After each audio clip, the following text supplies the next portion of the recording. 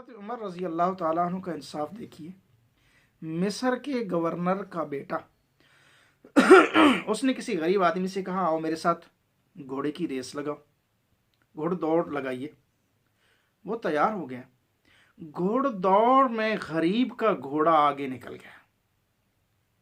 तो मिस्र के जो गवर्नर थे अमर बिन आस, उनका जो बेटा था जो घोड़े की रेस लगा रहा था, उसे ये चीज़ बर्दाश्त नहीं हुई। तो जब गरीब का घोड़ा जीता तो उसने उस गरीब को मारा। अब वो गरीब आदमी कहता है कि मैं इंसाफ के लिए अमीरुल मोमिनीन के पास जाऊंगा, हज़रत उमर के पास जाऊंगा। वो सीधा मदीना की राह लेता है। वो गरीब का बच्चा मदीना तय्यबा में आता है, हज़रत उमर रज़ी अल्लाह ताला अन्हु की अदालत में। वहाँ की शिकायत करता है कि हज़रत मिस्र के गवर्नर के बेटे ने मेरे साथ घोड़े की दौड़ लगाई, मैं जीत गया, उसने मुझे मारा पीटा।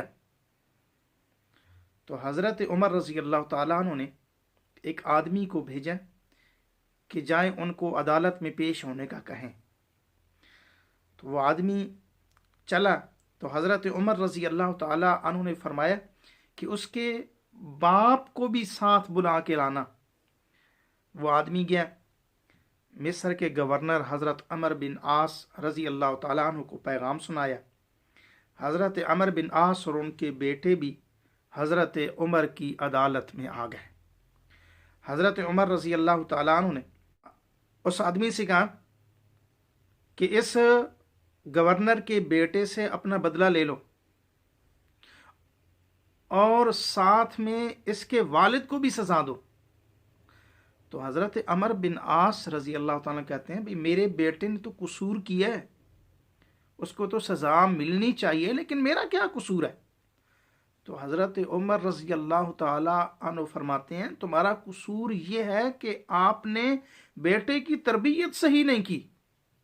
उसके दिमाग में ये क्यों चीज़ है कि मैं गवर्नर का बेटा हूँ, मुझसे कोई एहतसाब नहीं कर सकता है, मुझसे कोई पूछ कुछ नहीं कर सकता है, तो इसलिए आपके बेटे को भी सज़ा मिलेगी और आपको भी सज़ा मिलेगी।